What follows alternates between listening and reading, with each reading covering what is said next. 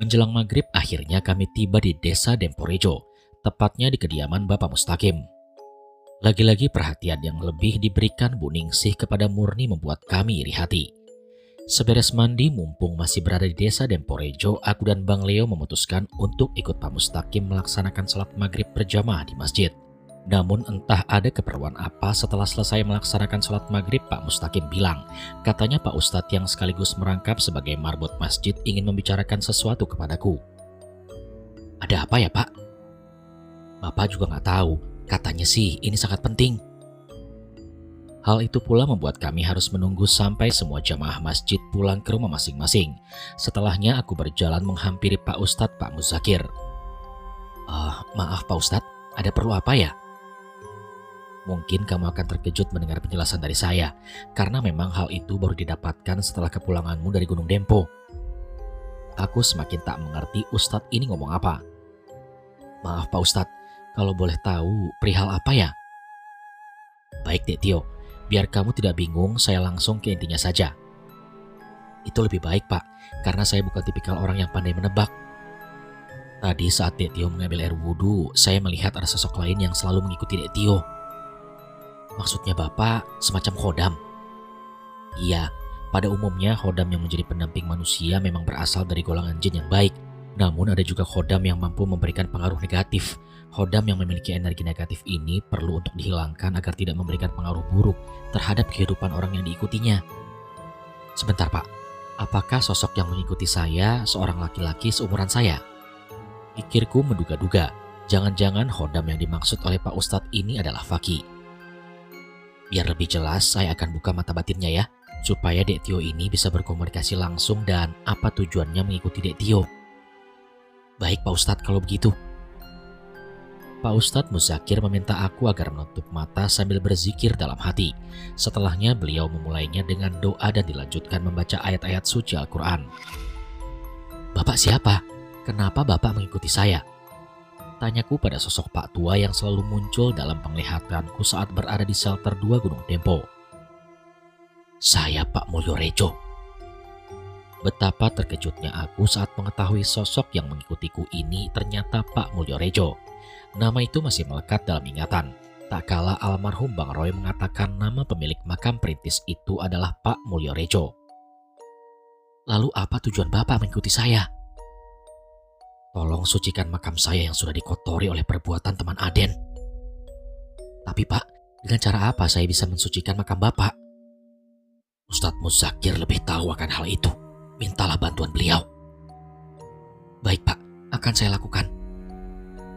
Datanglah pada hari weton Rabu Pahing di waktu dini hari. Seketika sosok Pak Mulyorejo menghilang begitu saja dari hadapanku. Begitu katanya Pak Ustadz. Weton Rabu Pahing dikenal mempunyai banyak sifat baik, terutama tenang dan teduh. Hal ini karena menurut primbon Jawa, weton Rabu Pahing menjadi hari pertemuan antara dua cakra dan jantung.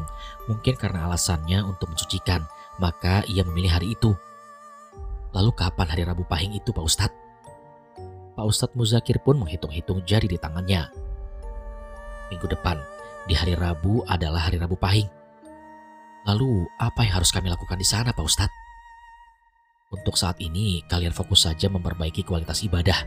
Saya akan ikut serta dalam mewujudkan permintaan itu. Namun sebelumnya, saya harus mencari wangsit terlebih dahulu. Sampai di sini, obrolan kami pun terhenti oleh masuknya waktu sholat Isya. Dek Tio bisa menjadi muazin? Tanya Pak Ustadz Muzakir. Insya Allah Pak Ustadz. Aku kemudian mengumandangkan azan di masjid desa Demporejo dengan suara terbaikku. Ini akan menjadi sejarah dalam hidup ini. Momen yang belum tentu terjadi lagi di waktu selanjutnya. Apalagi malam ini jemaah yang hadir lebih banyak dari waktu sholat maghrib tadi. Setelah selesai melaksanakan sholat di masjid, aku dan Bang Leo juga Pak Mustaqim pulang ke rumah. Di tengah perjalanan menuju rumah, Pak Mustaqim menyarankan agar kami bermalam di rumahnya sampai hari Rabu minggu depan. Bukannya nggak mau Pak, di rumah ada Dava anak kami yang baru berusia 1,5 tahun. Masih sangat membutuhkan kasih sayang ibunya. Biar kami pulang dulu ya Pak. Senin atau Selasa minggu depan kami akan kesini lagi. Pak Mustaqim sepertinya mengerti dengan kondisi itu. Sesuai kesepakatan, rencananya besok pagi kami akan pulang dulu ke Lubuk Ligau. Jadi begitulah ceritanya Bu. Saat malamnya setelah habis menempuh perjalanan dari pagar alam ke kota Lubuk Linggau tadi siang, aku menceritakan rencana itu kepada ibu. Setelahnya aku berpamitan kepada beliau untuk segera istirahat, mengingat hari kini sudah mulai malam. Fisik dan mental harus benar-benar dipersiapkan secara matang. 5 hari bukanlah waktu yang panjang untuk mempersiapkan semuanya, namun sebisanya menjaga endurance agar tetap prima. Mulai dari sini cerita berubah sudut pandang menjadi sudut pandang Wardi. Sekali lagi, mulai dari sini cerita berubah sudut pandang menjadi sudut pandang Wardi. Bapak ke ladang dulu ya Bu, mau ambil buah dan sayuran untuk oleh-oleh ke Medan. Tapi Pak, menantu kita kan orang berada. Mereka tidak kekurangan makanan, apalagi oleh-oleh yang kita bawa ini hasil kebun. Mana doyan mantu kita sama makanan yang begituan? Justru itulah Bu, ini adalah makanan yang jarang mereka dapatkan di kota. Ya sudahlah Pak, bagaimana bagusnya saja. Ingat ya Bu, jangan pernah hubungi Tina atau Hendrik, apalagi ibu sampai beritahu tentang kedatangan kita. Bapak mau kasih kejutan untuk Tina. Iya Pak, baik. Bersama sepeda tua yang dibeli dari hasil panen bulan lalu, aku pun berangkat ke ladang yang berada tak jauh dari rumah. Tina pasti sudah lama gak makan ini, ujarku pada diri sendiri saat sampai di kebun melihat jantung pisang yang bergelayutan. Setelahnya aku mengambil buah-buahan dan sayuran untuk oleh-oleh. Aku mulai mengayunkan sepeda menuju rumah. Rencananya besok pagi kami akan ke Palembang, kemudian naik bus ke Provinsi Sumatera Utara, Medan. Bapak ini bikin repot saja, semua hasil kebun dibawa. Ujar Wanti tak kalah melihatku menurunkan satu persatu buah dan sayuran yang diambil dari kebun. Sekali-sekali Bu, selama ini kan kita belum pernah bawa oleh-oleh untuk mantu. Bapak selalu memuja-muji menantunya. Lihat nih, Bapak bawa jantung pisang, makanan kesukaan anak satu-satunya kita. Tina pasti senang. Pak, di sana yang mereka makan daging, brokoli, ikan, ayam, dan sayur. Mana mau Hendrik sama makan beginian, Pak? Ini juga Bapak bawa durian tembaga. Dulu waktu kesini, Hendrik sangat suka dengan durian ini. Kalau bawa durian tidak boleh utuh begitu, Pak. Harus dibuka, kemudian dimasukkan ke dalam toples, ikat rapat-rapat. Kata orang baunya bisa bikin penumpang mabuk. Ya kalau begitu, Bapak buka saja ya Bu. Kita beruntung ya mendapatkan menantu seorang dokter. Iya, Ibu tahu. Tapi entah mengapa semakin kesini, perasaan Ibu menjadi semakin aneh. Aneh? Aneh bagaimana Bu? Bukannya senang karena sudah hampir 1 tahun gak ketemu sama anak, Ibu malah berpikir yang enggak. Bukan berpikir aneh-aneh Pak, tapi semakin dekat dengan hari keberangkatan kita, perasaan Ibu berdebar-debar. Hari itu aku dan Wanti mengepak semua barang-barang yang akan kami bawa. Rencananya kami akan tinggal 1 atau 2 minggu di Medan. Keesokan harinya pagi-pagi sekali kami telah berada di Palembang. Rencananya aku dan Wanti akan menaiki bus dengan tiket umum seharga 350.000 per orang. Namun nanti akan dikenakan ongkos tambahan karena memang kami banyak membawa barang-barang. Jarak dari Palembang ke Medan adalah 1.365 km. Medan terletak di Provinsi Sumatera bagian utara, sedangkan Palembang berada di Sumatera bagian selatan. Estimasi waktu sekitar 32 jam perjalanan darat. Sekitar pukul 9 pagi, bis lintas Sumatera mulai melakukan perjalanan. Setelah menempuh perjalanan selama 32 jam, akhirnya sekitar pukul 2 siang kami pun tiba di Medan. Bapak tahu rumah Tina di mana? Bapak ada catatannya Bu. Tinggal kasihkan aja ke Pak sopir taksi, mereka akan mengantarkan kita sesuai alamat. Ini kali kedua kami ke Medan, setelah 3 tahun lalu saat resepsi pernikahan Tina dan Hendrik. Ini juga kali pertamanya kami kesini tanpa didampingi Hendrik dan Tina. Sekitar 30 menit berlalu, akhirnya mobil taksi yang kami tumpangi berhenti di depan sebuah rumah yang lumayan besar. Bapak gak salah alamat kan?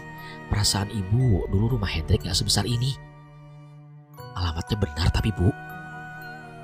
Untuk lebih meyakinkan, aku pun bertanya kepada Pak sopir taksi yang sedang menuruni barang-barang yang kami bawa dari bagasi. Iya Pak, inilah rumah yang ada di dalam alamat itu, jawab Pak sopir sembari memastikan kertas alamat di tanganku. Setelah membayar ongkos, mobil taksi itu pun berlalu. Tinggallah aku dan Wanti yang masih berdiri di depan rumah megah ini. Di dalam hati ada keraguan ingin melangkah. Ayo Bu, kita masuk. Sebentar Pak, tapi kok rumahnya sepi ya? Saat sampai di depan gerbang rumah itu, aku dan Wanti kebingungan harus melakukan apa. Jarak rumah dan gerbang ini cukup jauh. Tak ayal walaupun telah beberapa kali memanggil, kami belum juga mendapatkan jawaban dari si pemilik rumah. Kayaknya nggak ada orang, Pak. Mungkin mereka nggak dengar kali, Bu. Setelah beberapa kali memanggil tapi tetap tidak mendapatkan jawaban, aku mencoba memeriksa gerbang itu. Barangkali ada bel seperti yang pernah kami lihat di televisi. Sepertinya ini belnya, Bu. Aku pun menekan tombol bel itu berkali-kali, tapi tetap saja belum ada orang yang keluar dari dalam rumah menyambut kedatangan kami. Beberapa menit kemudian sebuah klakson mobil dari arah belakang mengagetkan kami. Bapak, Ibu. Aku tersenyum bahagia tak kalah melihat Hendrik menantu kami keluar dari dalam mobil itu. Itu Hendrik, Bu. Iya, Pak. Kenapa Bapak dan Ibu masih di luar? Tanya Hendrik dengan wajah yang bersalah. Tadi Bapak sama Ibu telah memanggil-manggil, tapi sepertinya orang di dalam rumah tidak mendengar. Tidak berapa lama kemudian keluarlah seorang pria dari dalam rumah dengan langkah cepat setengah berlari. Kemudian ia bergegas membuka gerbang. Ibu dan Bapak kenapa nggak memberi kabar kalau mau ke Medan? Biar Hendrik yang jemput, Pak, Bu. Ada keraguan dan kehati-hatian saat ingin melangkah masuk ke dalam rumah. Kami sengaja mau kasih kejutan sama kalian. Sudah hampir 30 menit aku dan Wanti ngobrol dengan Hendrik, tapi kami belum juga melihat Tina. Oh iya Hendrik, Tina ada di mana? Kenapa Ibu nggak melihatnya? Tina di Palembang, Bu, dalam rangka tugas kerja. Loh, kok Tina nggak beritahu kami kalau dia sedang berada di Palembang? Tina sedang menjalankan training keperawatan, Bu. Mungkin masih sibuk hingga ia belum sempat kasih kabar. Ada perasaan sedih dan kecewa mendengar ucapan dari Hendrik. Selama ini Tina tidak pernah seperti itu. Sesibuk apapun dia pasti menyempatkan memberi kabar, apalagi sedang berada di Palembang. Jauh-jauh kami datang ke Medan hanya untuk bertemu anak satu-satunya, tapi sia-sia. Hari berganti hari. Sudah hampir 1 minggu kami di Medan, namun belum juga ada kabar dari Tina. Malam ini kulihat Hendrik duduk seorang diri menonton televisi di ruang tengah. Aku pun menghampirinya. Sebagai orang tua yang telah terlebih dahulu menelan pahit manisnya kehidupan, aku tahu bahwa keluarga Tina dan Hendrik sedang tidak baik-baik saja. Hendrik, tolong jujur sama Bapak ya. Maaf Pak, perihal apa ya? Tentang rumah tangga kalian. Aku bertambah yakin bahwa rumah tangga menantuku ini sedang tidak baik-baik saja saat melihat Hendrik terkejut dan seketika berubah menjadi gugup. Rumah tangga kami baik-baik aja, Pak. Gak usah berbohong sama Bapak. Sudah hampir 1 minggu kami di sini, tapi baik kamu ataupun Tina tidak pernah saling bertanya kabar, setidaknya saling menelpon. Hendrik terdiam mendengar perkataanku. Kepalanya tertunduk. Bahkan untuk mengucapkan sepatah kata pun ia seolah tidak mampu. Jadi benar kalau rumah tangga kalian sedang tidak baik-baik saja, ucapku pada Hendrik. Apalagi yang kalian peributkan? Seharusnya kalian berdua bersyukur. Dengan usia terbilang muda telah mencapai banyak hal. Rumah, pekerjaan, mobil, hidup serba kecukupan. Gak banyak orang seberuntung kalian. Sambung Wanti yang ternyata dari tadi mendengar percakapanku dan Hendrik. Bukan itu masalahnya, Bu. Lantas apa masalahnya jika bukan itu? Sebaiknya Ibu istirahat aja ya, Bu. Hari sudah malam, saya pamit tidur duluan ya. Ujar Hendrik yang mulai gelisah. Enggak Hendrik, katakan dengan jujur, di mana Tina anak kami? Atau jangan-jangan kamu usir dia dari rumah ini ya? Ibu ngomong apa, Bu? Tina di Palembang sedang dapat tugas dari kantornya. Kamu bohong Hendrik, aku sangat mengenali sifat Tina. Jika dia berada di Palembang sesibuk apapun, Tina akan sempatkan kasih kabar kepada kami. Bu, sudah, malu didengar tangga. Enggak Pak, Ibu yakin Tina diusir dari rumah ini? Dengan wajah yang bersalah, Hendrik membisu 1000 bahasa. Sudah, sebaiknya kita segera istirahat. Besok kita akan cari Tina sama-sama ya. Segera kuajak Wanti yang sudah terlanjur tersulut emosi itu ke kamar. Pak, kemana Tina anak kita? Sudah Bu, nanti biar Bapak saja yang bicara dengan Hendrik. Sekarang sudah malam. Ibu istirahat aja ya. Maaf Pak, Bu, bukannya saya lancang. Inem ART rumah tangga ini menerobos masuk ke kamar. Iya Nem, ada apa? Tanyaku. Nyonya Tina memang pulang ke Palembang. Inem yang mengantarkannya ke bandara. Waktu itu saya sempat bertanya tujuannya. Katanya Nyonya Tina dia akan menjenguk anaknya Bu. Dari cerita Inem ini kami tahu bahwa Tina memang pulang ke Palembang, tapi tidak ke rumah, melainkan ke kota Lubuk Linggau menjenguk Satrio anaknya. "Nam-nam," panggilku tak kala ia ingin keluar kamar. "Ya Pak, ada apa?" "Inem tahu sebenarnya ada apa dengan Hendrik dan Tina?" "Kalau secara pasti Inem gak tahu Pak. Namun Inem pernah mendengar Tuan Hendrik berbicara sama seseorang di telepon. Tuan Hendrik berkata kepada orang di dalam telepon itu bahwasanya dia telah mengajukan permohonan cerai di Pengadilan Agama Kota Medan ini Pak." "Astagfirullah. Ya sudah, terima kasih informasinya ya." "Ya Pak, sama-sama." Ternyata memang benar, rumah tangga Tina dan Hendrik sedang diambang kehancuran. Keputusan Hendrik mungkin tidak bisa dicegah lagi, tapi sebagai orang tua tentunya perceraian bukanlah sesuatu yang kita harapkan. Setelah menenangkan Wanti, aku kembali lagi ke ruang tengah. Kebetulan Hendrik belum beranjak dari sana. "Bapak nggak akan bertanya tentang apa masalah kalian Hendrik, karena setiap adanya kebaikan pasti ada keburukan, begitu juga dengan kelebihan, pasti ada kekurangan di baliknya. Bapak hanya ingin memastikan, apakah keputusan kalian untuk bercerai sudah dipikirkan dengan matang?" Hendrik masih saja terdiam duduk di kursi ruang tengah itu, walaupun telah kami tinggalkan ke dalam kamar tadi. "Dari awal Bapak sudah bilang, Tina gak seanggun parasnya. Dia keras kepala dan sering membangkang. Kasih sayang kami yang berlebihan membuatnya manja dan sedikit memaksa bila menginginkan sesuatu. Kalau begitu besok Bapak dan Ibu pamit pulang ke Palembang untuk mencari anak kami satu-satunya. Dia yang orang bilang buruk tetap baik di mata kami. Dia yang orang benci karena memiliki sifat semaunya, tapi selalu mendapatkan tempat di hati kami." Setelah mengatakan itu, aku pergi dari ruang tengah menuju kamar. Rencananya besok kami akan pulang ke Palembang. Biar lebih cepat sampai, kami memutuskan untuk menempuh perjalanan udara Medan Lubuk Linggau. Ditemani Iem yang mengurus semua keberangkatan kami dari persyaratan sampai membeli tiket, memang baik aku ataupun Wanti tak ada yang paham tentang segala macam yang harus dipersiapkan untuk bisa naik pesawat. Karena selama ini jika kami ingin berpergian jauh, Tina yang selalu mengurusinya. Mulai dari sini cerita kembali ke sudut pandang Tio. Sekali lagi, mulai dari sini cerita berubah sudut pandang kembali ke sudut pandang Tio. Sama seperti hari-hari sebelumnya, suasana rumah selalu membuat aku berhasil terlelap lebih cepat, terjaga lebih awal. Kokok ayam jago yang bersahutan menyambut fajar seolah menjadi alarm bagi umat manusia. Di beberapa rumah ibadah terdekat mulai terdengar lantunan ayat suci Al-Quran di pengeras suara. Seberes sholat subuh di kala hari mulai samar-samar, entah kenapa teras rumah seolah menjadi tempat yang nyaman untuk menyambut pagi, sembari menyerap energi baik dari sang matahari. Tanpa terasa hari ini adalah hari Minggu kedua setelah menikmati masa cuti di kampung halaman. Rasanya waktu berlalu begitu cepat. Tak dapat dipungkiri setiap waktu yang dilalui membuat usia semakin menua. "Hai Tio, pagi," sapa Tina yang sedang lari pagi bersama Satrio anaknya. "Tina, jogging yuk," ajak Tina kepadaku. Tanpa berpikir panjang lagi, aku pun ikut bergabung bersama Tina dan Satrio berjogging ria mengitari desa. Saat lari pagi bersama Tina dan Satrio, kami melintas di depan ibu-ibu yang sedang memilah-milih sayuran di gerobak si penjualnya.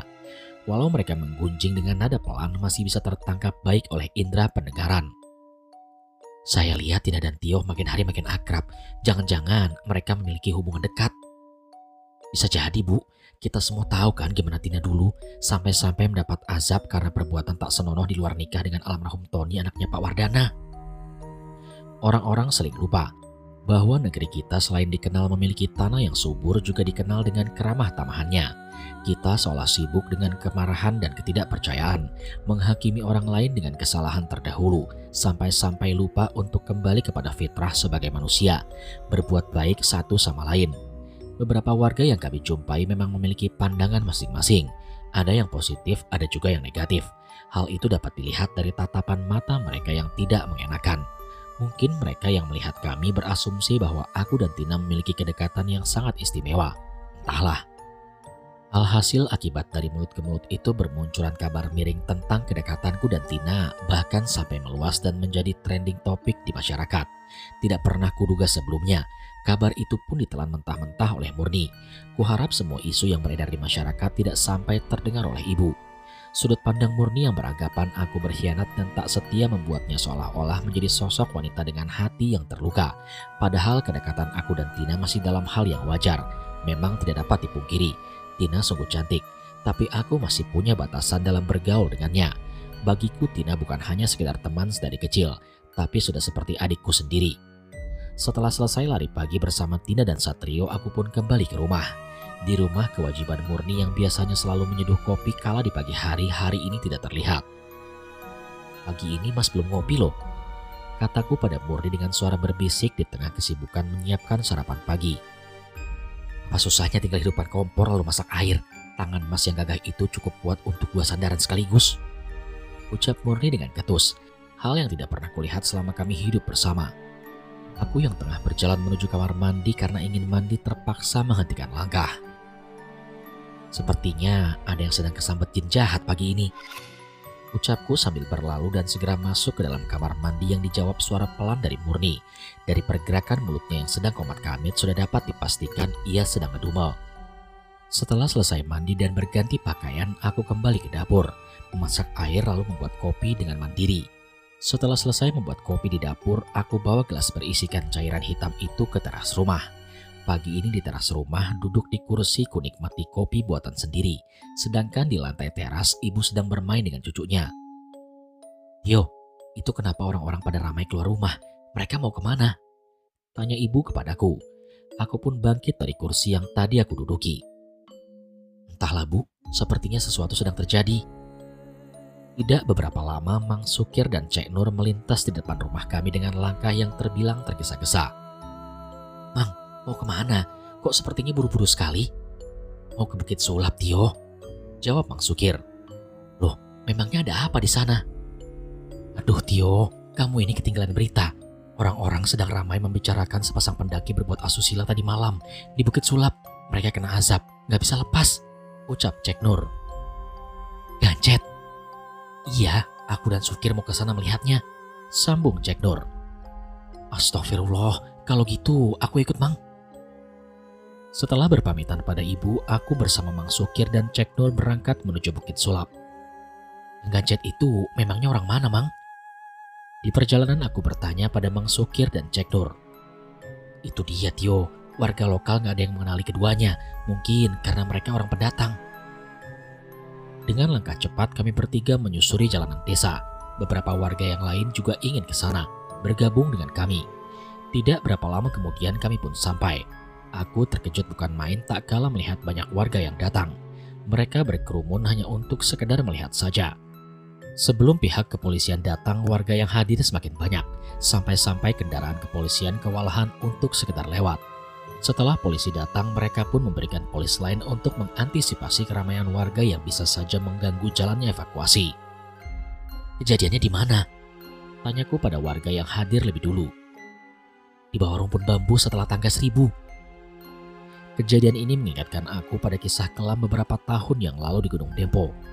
Bukit Sulap merupakan bukit yang dipenuhi vegetasi hutan lebat, tempat hidup sejuta satwa seperti burung, rusa, monyet ekor panjang, lutung, terenggiling, serta koridor harimau Sumatera walaupun akhir-akhir ini jarang terlihat. Bukit Sulap sendiri termasuk dalam wilayah Taman Nasional Kerinci Seblat, berada di wilayah Kota Lubuk Linggau yang memiliki luas sekitar 200 hektar. Terdapat juga Sungai Kesei di dalamnya. Saat menyusuri permukaan dan lereng Bukit Sulap yang tingginya sekitar 700 meter, kita akan bertemu dengan beberapa ekor monyet panjang serta tanaman hutan khas Sumatera seperti durian dan rotan. Membutuhkan waktu sekitar 1,5 jam dengan berjalan kaki untuk mencapai puncaknya. Bagi masyarakat Lubuk Linggau dan Musirawas, Bukit Sulap memiliki arti yang penting. Sebab di lerengnya, tepat di ulak lebar, terdapat makam manusia sakti yang pernah hidup di masa lalu yang dikeramatkan, namanya Bujang Kurap. Legenda mengatakan Bujang Kurap seorang pemuda yang sakti. Dia merupakan salah satu panglima kerajaan Sriwijaya yang bertugas di wilayah Bukit Sulap. Pemuda ini dipanggil Bujang Kurap lantaran di tubuhnya dipenuhi dengan kurap. Diyakini Bujang Kurap masih keturunan dari si Pahit Lidah, tokoh sakti yang pernah hidup sebelumnya. Makam Bujang Kurap terletak di tepi Sungai Kelingi. Makamnya ditandai dengan 2 batu menhir yang menghadap ke barat. Di sekitar makamnya terdapat 3 makam yang lain yang dipercaya sebagai pengikut Bujang Kurap. Tidak lama kemudian pihak kepolisian dibantu relawan dan tim evakuasi turun dari Bukit Sulap. Sebuah tandu yang dibungkus kain panjang dibawa dengan cara dipikul, menjadi sasaran warga yang penasaran. Salah satu dari pihak kepolisian, mungkin adalah pemimpin evakuasi, mengatakan bahwa mereka tidak menemukan identitas kedua pelaku mesum itu. Disarankan bagi siapa saja yang mengenal atau mengetahui dari mana asal korban agar segera mengkonfirmasi ke rumah sakit dengan nama diprivasikan yang telah ditetapkan untuk menampung korban gadget ini. Kabar itu segera menyebar luas sampai ke semua penjuru kota Lubuk Linggau dan Musirawas.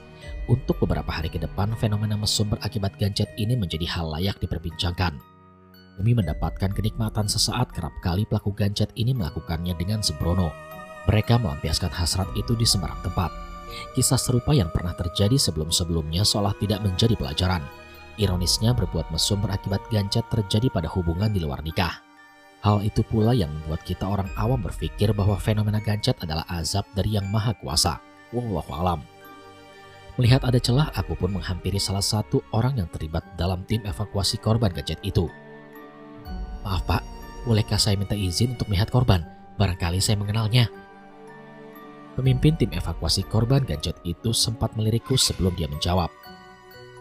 Sebaiknya jangan di sini, karena hal itu akan memancing kerumunan warga yang lain. Aku mengurungkan niat, karena jawaban bapak ini cukup bisa dimengerti. Betapa tersayatnya hati ini tak kalah menyaksikan kedua korban mesum berakibat gadget itu dimasukkan ke dalam mobil ambulan masih dalam keadaan berpangku tindih, walau telah ditutupi dengan kain. Ada empati terbersit dalam diri, karena pernah menjadi bagian dalam kisah yang serupa di waktu sebelumnya.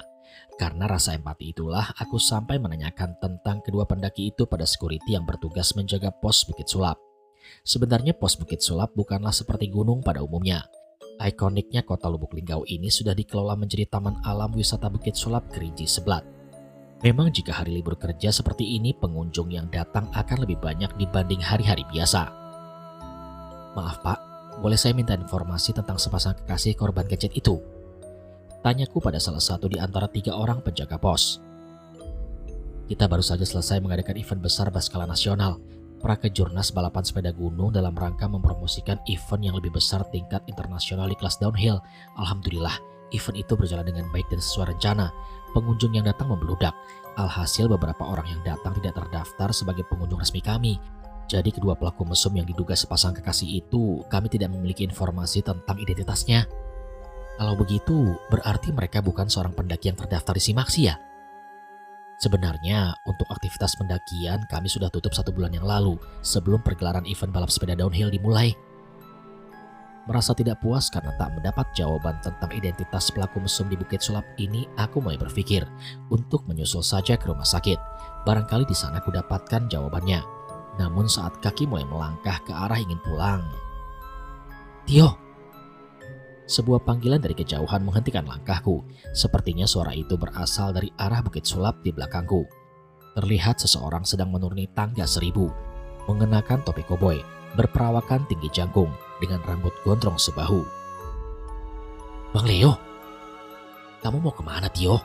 Tanyanya saat tiba di dekatku. Mau ke rumah sakit bang. Rumah sakit? Untuk apa? Untuk memastikan barangkali aku mengenali pelaku mesum itu. Sebentar lagi aja Tio, sekarang rumah sakit pasti ramai oleh warga yang ingin melihatnya. Kamu tahu sendiri kan, warga di sini sangat berantusias pada hal semacam itu. Apa yang Bang Leo katakan ada benarnya, apalagi kejadian semacam ini sangat jarang terjadi. Untuk itulah aku menunda sejenak rencana ke rumah sakit. Oh iya, abang sendiri dari mana? Kok pagi-pagi sudah turun dari Bukit Sulap? Aku bersama beberapa anak Mapala Silampari yang lain dari lokasi kejadian, tapi mereka masih di atas, hanya aku saja yang turun. Memangnya kejadiannya gimana bang? Kamu tahu tumbuhan bambu yang batangnya berwarna hijau bersih kan? Seperti pohon bambu pada umumnya, tapi dahan dan rantingnya berwarna kuning berduri.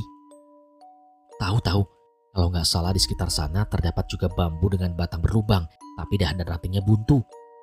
Nah itu dia, kamu tahu nggak Tio? Sampai sekarang para ilmuwan yang meneliti bambu tersebut belum menemukan jawaban tumbuhan jenis apa tanaman ini. Terus kejadiannya di mana? Kok kita malah bahas bambu misterius itu sih bang? Kejadiannya tepat di bawah rumput bambu misterius itu. Obrolan kami pun terhenti. Tak kala Mang Sukir dan Cek Nur datang menghampiriku mengajak pulang bersama. Oh iya Bang Leo, aku pamit dulu ya. Lain waktu kita sambung lagi. Hari udah siang, tadi belum sempat sarapan. Baik Tio, lagian aku juga mau pulang. Kalau gitu gimana kalau kita pulang bareng-bareng bang? Sekalian abang sarapan di rumah. Kasih ya Tio, lain waktu aja. Soalnya aku masih punya urusan. Titip salam buat Ibu dan Murni. Ya sudah bang kalau begitu, siap. Setelah berpamitan dengan Bang Leo, aku dan Mang Sukir juga Mang Cek segera meniti langkah pulang. Matahari pagi yang perlahan meninggi menjadi teman di perjalanan kami. Saya duluan ya Mang. Ujarku berpamitan tak kalah sampai di depan rumah. Mang Cek dan Mang Sukir yang rumahnya lebih jauh terus melanjutkan perjalanan. Iyo, kamu sudah pulang? Tanya ibu saat aku sampai di rumah. Iya bu, jawabku yang terus berjalan menuju dapur. Kenapa orang-orang pada ramai ke Bukit Sulap? Ada apa di sana? Tanya ibu yang berjalan mengikutiku sampai ke dapur. Kejadian yang sama terulang lagi bu. Astagfirullah, jadi benar apa yang dikatakan Sukir dan Nur tadi? Iya bu, benar. Ya Allah, selamatkan kami dari azab-Mu, jauhi keluarga hamba dari kemaksiatan. Saat telah duduk di kursi makan, aku mengajak Ibu dan Murni untuk sarapan pagi yang sekaligus makan siang. Di depan Ibu, Murni bersikap seperti biasa. Ia bahkan mempersiapkan makananku dihiasi senyuman manis. Bu, nanti sehabis makan, Tio akan ke rumah sakit. Mau lihat korban gadget itu, barangkali Tio mengenali mereka. Memangnya kedua orang itu gak memberikan keterangan dari mana mereka berasal? Enggak bu, sepertinya memang sengaja mereka melakukan karena gak ingin memberikan aib keluarga. Seberes makan dan duduk-duduk sebentar, aku berpamitan pada Ibu dan Murni. Menaiki ojek di Simpang Gang, siang itu aku menuju rumah sakit. Di luar dugaan, rumah sakit penuh, orang-orang membeludak sampai di pekarangan. Mereka rela berdesak-desakan bahkan terhimpit demi untuk menonton peristiwa memalukan itu. Pihak rumah sakit dibantu kepolisian sampai kewalahan menghadapi banyaknya masyarakat yang datang. Semakin lama warga yang datang semakin bertambah. Hal itu pula mengakibatkan beberapa orang pingsan akibat terhimpit dan terinjak-injak. Tidak berapa lama datanglah personil TNI. Mereka disiagakan untuk mengantisipasi kejadian buruk yang sewaktu-waktu saja bisa terjadi. Nampaknya pemerintah mulai serius menanggapi situasi ini. Alih-alih mendapatkan informasi tentang sepasang kekasih korban yang gadget itu, aku malah menyaksikan tragedi pilu. Puluhan orang pingsan akibat berdesakan, terhimpit, dan terinjak. Dari banyaknya yang datang di kejauhan, aku melihat Bang Leo yang baru keluar dari rumah sakit. Disusul oleh Hendrik, suami Tina yang di belakangnya memakai seragam lengkap kedokteran berbalut masker. Aku berteriak memanggil keduanya sambil melambaikan tangan, tapi sayangnya Bang Leo tidak mendengar. Hendrik! Teriakku. Hendrik pun mengedarkan pandangannya, sepertinya dia mendengar panggilanku.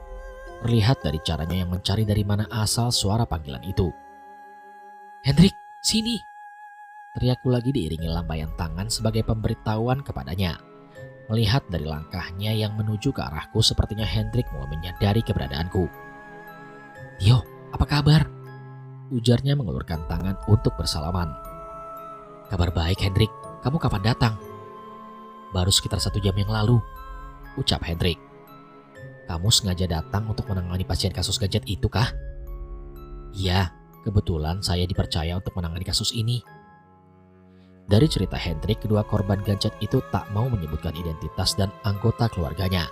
Hal itu pula yang membuatnya dan pihak rumah sakit kebingungan harus melakukan tindakan lebih lanjut. Jadi sekarang apa rencana yang akan diambil untuk menindaklanjuti mereka? Untuk saat ini kami telah melakukan suntik penenang, tapi mereka masih belum bisa dipisahkan. Jika dalam waktu 30 menit ke depan belum juga ada perubahan, kami sepakat akan melakukan sesuatu yang lebih ekstrim. Salah satu atau bahkan keduanya akan dilakukan pembiusan total.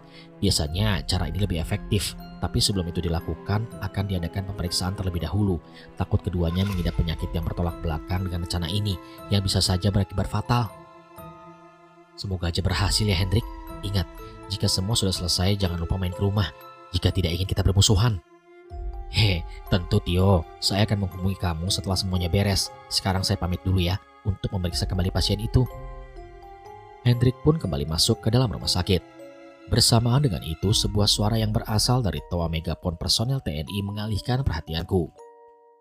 Barang siapa yang mengetahui atau mengenali korban harap segera menghubungi kami, agar kita bisa memberitahu keluarga pasien yang mengalami musibah di Bukit Sulap. Berikut dengan dibagikannya lembaran kertas bergambar wajah kedua korban. Aku mengambil lembaran kertas itu. Berhubung kedua korban gadget itu tidak kukenali, siang itu aku kembali ke rumah. Dari kabar yang beredar, sampai sorenya pihak rumah sakit dan kepolisian belum mendapatkan informasi resmi dari keluarga kedua korban. Upaya pencarian keluarga korban tidak semerta-merta berhenti sampai di situ. Berbagai macam cara terus dilakukan, sampai-sampai diumumkan dari masjid ke masjid. Untuk saat ini, hanya itu kabar yang aku dengar. Keesokan harinya Bang Leo menelpon. Di telepon dia mengatakan bahwa tidak dapat ikut serta dalam misi kembali ke Gunung Dempo, dengan alasan mendapatkan tugas dari organisasi Mapala Silampari.